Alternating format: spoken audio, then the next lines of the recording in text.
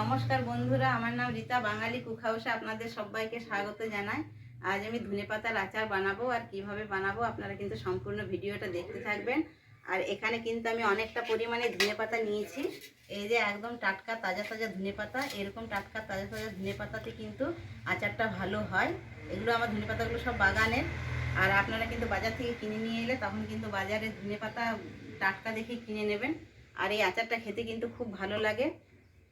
তো তার জন্য আমাকে এই ধনেপাতাগুলো আমি ভালো করে একদম বেছে পরিষ্কার করে নিয়েছি, কেন তোলার সময় যখন ধনেপাতাটা বাগান থেকে তুলে নিয়ে আসি তখন অনেক ঘাস, অনেক পোকামাকড়, তারপরে আগাছা থাকে, ওগুলো ভালো করে পরিষ্কার পাকা পাতা থাকে, সেগুলো কিন্তু সব পরিষ্কার করে আমি বেছে নিয়েছি। বেছে এইভাবে কিন্তু শুধু যে গড়ার শিকড়টা থাকে সেইটা একটু বাদ দিলেই হবে, আর পুরোটা বাদ দেওয়ার দরকার নেই। এইভাবে বেছে নিতে হবে ভালোভাবে। আর এগুলো আমি জল দিয়ে ভালো করে পরিষ্কার করে ধুয়ে নেব। এই যে আমি বালতির মধ্যে জল নিয়েছি, আর এই ধনেপাতাগুলো এখন আমি ভালোভাবে ধুয়ে নেব বালতির জলের মধ্যে ডুবিয়ে, নাহলে অনেক কাদা মাটি থাকে, নোংরা থাকে, সেগুলো আমার পরিষ্কার হয়ে যাবে। এইভাবে ধুয়ে আর জলটাকে আমাকে ভালোভাবে ঝরিয়ে নিতে হবে।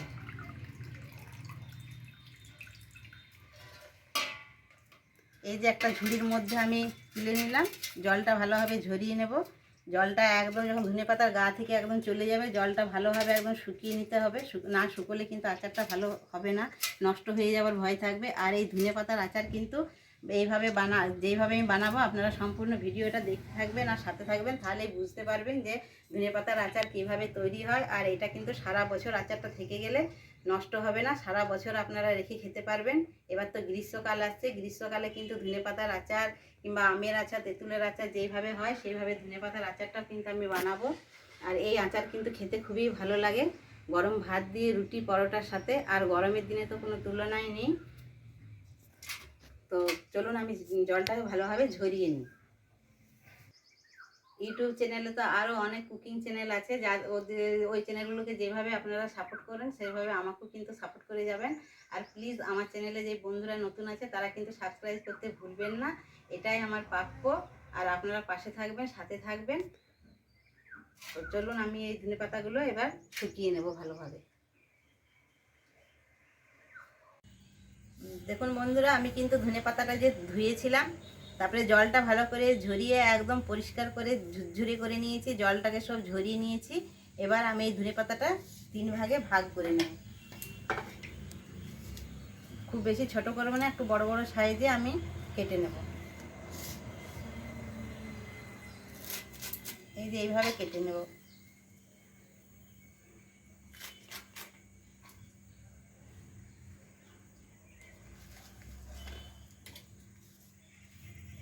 এইভাবে কিন্তু আমি ধনেপাতাটা কেটে নিচ্ছি।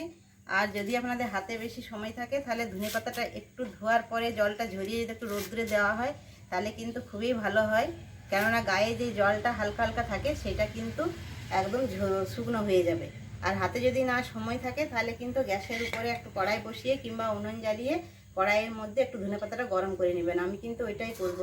আজকে গ্যাসের মধ্যে আমি কিন্তু কড়াইটা গরম করে ধনেপাতাটা একটু শুকনো করে নেব। ধনেপাতাটা কেটে নিয়েছি এইভাবে। এইভাবে কিন্তু আপনারা ধনেপাতাটা কেটে নেবেন। আর এই যে আমি গ্যাসের মধ্যে কড়াই বসিয়ে দিয়েছি, কড়াই আমার গরম হয়ে গেছে। এবার আমি ধনেপাতাটা দিয়ে দেবো। কড়াইয়ের মধ্যে কিন্তু তেল ফেল আমি কিচ্ছু দেবো না, এমনি একটু নেড়ে চেড়ে শুকনো করে নেব। আর আজকেও বেশ রোদটা ছিল না, ওই জন্য রোদ্রে দিতে আমি পারলাম না।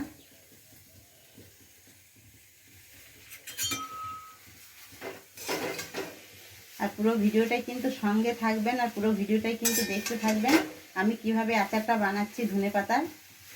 আমি যেইভাবে বানাবো আপনারা কিন্তু সেইভাবেই বানাবেন। আর আমার এই আচার ধনেপাতার আচার যদি আপনাদের ভালো লাগে তাহলে প্লিজ একটা লাইক করে দেবেন, আর পাশের বন্ধুদের কিন্তু বেশি বেশি করে শেয়ার করে দেবেন। আর যেই বন্ধুরা ধনেপাতার আচার বানিয়ে খেয়েছেন আমাকে কিন্তু তারাও কমেন্টের মধ্যে জানাবেন যে কেমন ধনেপাতার আচার খেতে লাগে। আর যেই বন্ধুরা খাননি তারা কিন্তু অবশ্যই একবার এইভাবে বানিয়ে খাবেন, দেখবেন দারুণ লাগবে। আর আমাকে কমেন্টের মধ্যে জানাবেন যে বানিয়ে খেয়ে আপনাদের কেমন লেগেছে।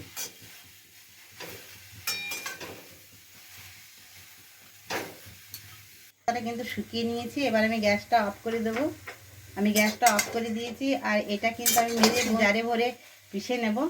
খুব বেশি মিহি করব না, একটু দরদরে টাইপের রাখবো। আর যেই বন্ধুদের মিক্সার নেই তারা কিন্তু শিলনোড়াতেও বেটে নিতে পারবেন।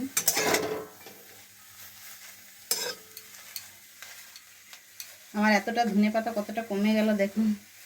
আপনারা এইভাবে বানাবেন, সারা বছর খুব সুন্দর থেকে যাবে, একটু নষ্ট হবে না।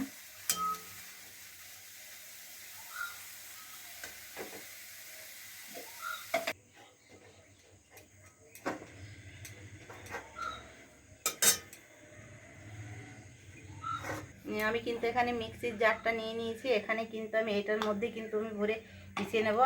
আমার বড় বাটিটা কিন্তু খারাপ হয়ে গেছে, ওই জন্য এই ছোট বাটিতে আমি দুবার মিক্সিতে করে ভরে পিষে নেব।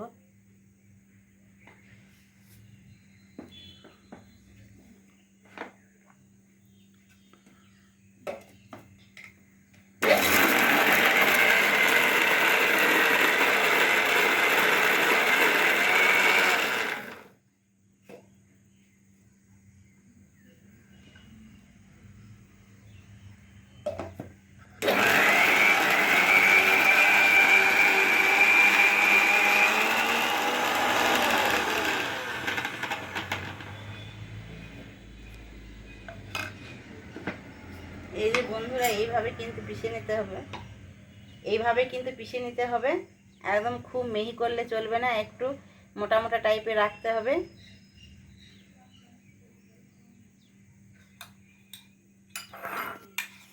খুব মিহি করে পিষে দিলে কিন্তু আচারটা খেতে ভালো লাগবে না, একটু মুখের মধ্যে লাগবে, খাওয়ার সময় একটু মুখের মধ্যে লাগবে, জিভে গালের মধ্যে লাগবে, তাহলে কিন্তু খেতে খুব ভালো লাগবে আচারটা।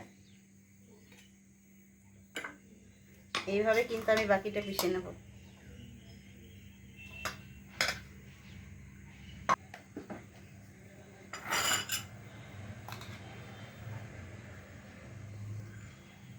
আমি পুরো ধনেপাতাটাই মিক্সিতে ভরে পিষে নিয়েছি,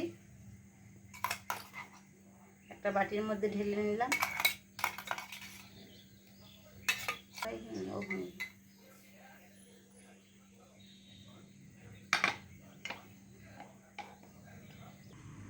এই যে আমি পাকা তেঁতুল কিন্তু ভিজিয়ে রেখেছি। এই যে বন্ধুরা, পাকা তেঁতুল আমি কিন্তু গরম জল দিয়ে ভিজিয়ে রেখেছি। সেই তেঁতুলটাকে আমি কিন্তু ভালো করে চটকে নেব। চটকে নিয়ে ওর কাঠটা আমি বের করে নেব। ওর কাঠটা বের করে যে খোসাগুলো থাকবে, বীজগুলো থাকবে, সেগুলো আমি কিন্তু সব ফেলে দেবো।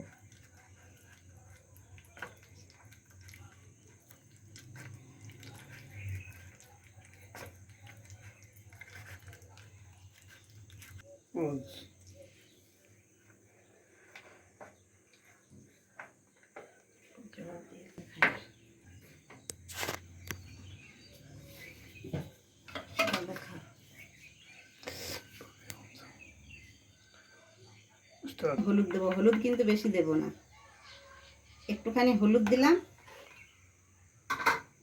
আর এখানে কিন্তু ঝাল লঙ্কার গুঁড়ো দিয়েছি, আমি 1 চামচের মতো দিয়েছি। ঝালটা আপনারা নিজেদের পছন্দ মতন দিয়ে নেবেন। আমি আমার পছন্দের মতো কিন্তু ঝালটা দিচ্ছি। আর এখানে আমি 2 চামচের মতো চিনি দিচ্ছি।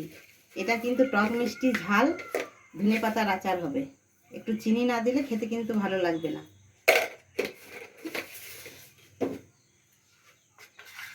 এইভাবে এগুলো ভালো করে মিক্স করে নেব।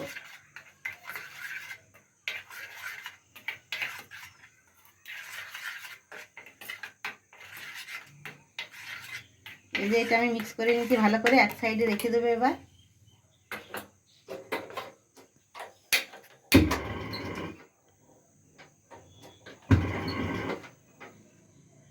গ্যাসটা আমি জ্বালিয়ে নিলাম, কড়াইটা আমার গরম হোক। এই আচারটা কিন্তু সরষের তেল দিয়ে বানাতে হবে, সাদা তেল দিলে কিন্তু আচার ভালো হয় না। যেরকম আমের আচার, তেঁতুলের আচার, কুলের আচার আমরা সরষের তেল দিয়ে বানাই, সেভাবে সরষের তেল দিয়ে আমরা কিন্তু বানাই। আর গোটা বছরের কিভাবে রাখবেন সেই পদ্ধতিটাও আপনাদেরকে আমি পরে বলে দেবো। একটু বেশি পরিমাণে কিন্তু সরষের তেলটা লাগবে।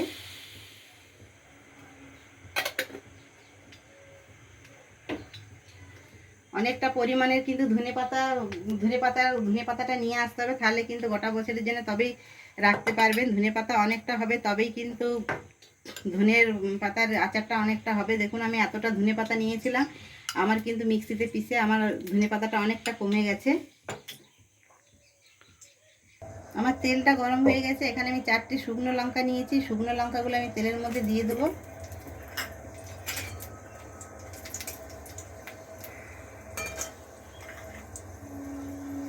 এখানে আমি 8টে রসুন কোয়া ভালোভাবে ছাড়িয়ে নিয়েছি। রসুন কোয়াটা আমি তেলের মধ্যে দিয়ে দেবো। এগুলো একটু ভালোভাবে লাল লাল করে ভেজে নেব।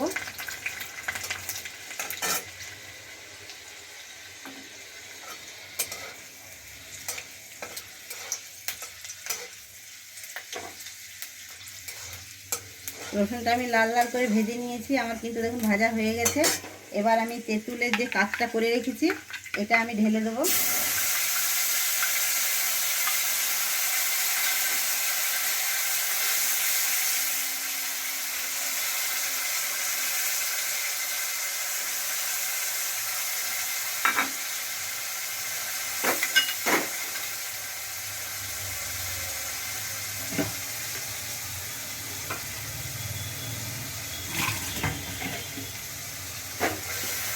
এটাকে ভালোভাবে নাড়তে হবে, না নাড়লে তলায় কিন্তু বসে যাবে।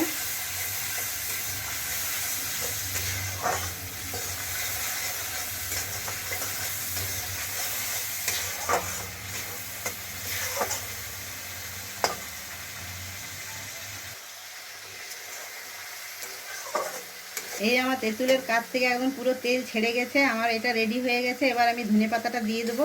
ধনেপাতাটা দেওয়ার আগে কিন্তু গ্যাসের সিমটা একদম কম করে নিতে হবে, নইলে কিন্তু ধনেপাতাটা পুড়ে যাওয়ার ভয় থাকবে।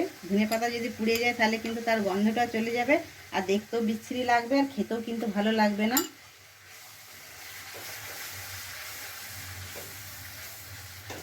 আপনারা এইভাবে অবশ্যই একবার ট্রাই করে খাবেন, দেখবেন দারুণ লাগবে খেতে।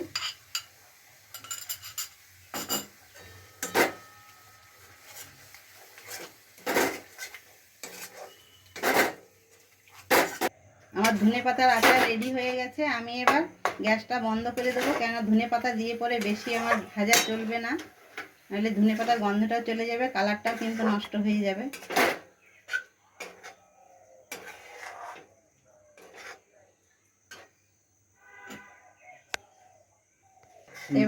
এবার আমি আচারটা একটা বাটির মধ্যে ঢেলে নেব, ঢেলে ঠান্ডা করে নেব।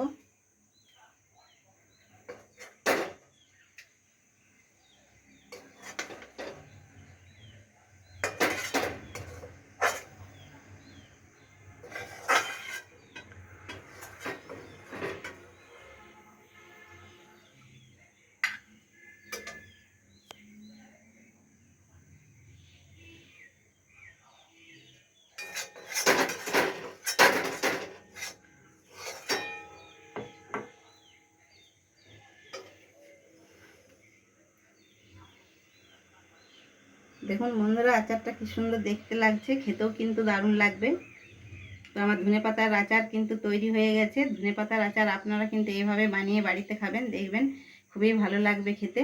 আর রুটি, পরোটা, গরম ভাত দিয়ে খেতে কিন্তু ভালো লাগবে। এবার কিন্তু গরম পড়ছে, শীতকাল চলে যাচ্ছে, আর এই সময় কিন্তু ধনেপাতা বেশি বেশি পাওয়া যায়, আর দামও খুব বেশি না। আর খুব গ্রীষ্মকাল পড়ে গেলে, গরম পড়ে গেলে তখন কিন্তু ধনেপাতা পাওয়া যায় না। আর আমরা যদি এভাবে গোটা বছরের জন্য ধনেপাতা আচার করে রাখতে পারি, তাহলে কিন্তু আমরা গরমের সময় ধনেপাতার অভাবটা বুঝতেই পারবো না, যে আমরা ধনেপাতা পাচ্ছি না কি খাচ্ছি না। একটু একটু করে বার করে গরম ভাতে, রুটিতে যদি আমরা খাই ধনেপাতার আচারটা, তাহলে খেতে কিন্তু খুব ভালো লাগবে। আমার ধনেপাতার আচার কিন্তু একদম রেডি হয়ে গেছে। আর সারা বছরে রাখার জন্য যে পদ্ধতিটা, সেটা আমি বলে দিচ্ছি। যেই বন্ধুদের ফ্রিজ আছে তারা কিন্তু ফ্রিজে সারা বছর রেখে খেতে পারবেন। আর যেই বন্ধুদের ফ্রিজ নেই, যেমন আমরা আমের আচার রোদ্রে দিয়ে রাখি, সেরকম এই ধনেপাতার আচারটাও রোদ্রে দিয়ে রাখলে সারা বছর আপনারা খেতে পারবেন, আর এইভাবে বানিয়ে খাবেন। আর আমার আজকে এই ধনেপাতার আচারের রেসিপিটা আপনাদের কেমন লেগেছে, ভালো যদি লাগে তাহলে কিন্তু একটা লাইক করে দেবেন, আর পাশের বন্ধুদের শেয়ার করে দেবেন, আর কমেন্টের মাধ্যমে জানাবেন। আর আমার চ্যানেলটাকে কিন্তু আপনারা সাবস্ক্রাইব করতে ভুলবেন না। প্লিজ আমার চ্যানেলটাকে সাবস্ক্রাইব করে আমাকে সাপোর্ট করবেন। আর পরের ভিডিওর সঙ্গে আবার আপনাদের আমার দেখা হবে নতুন কোনো একটা ভিডিও নিয়ে। তো ততক্ষণে আপনারা ভালো থাকুন, সুস্থ থাকুন। Tata, bye bye.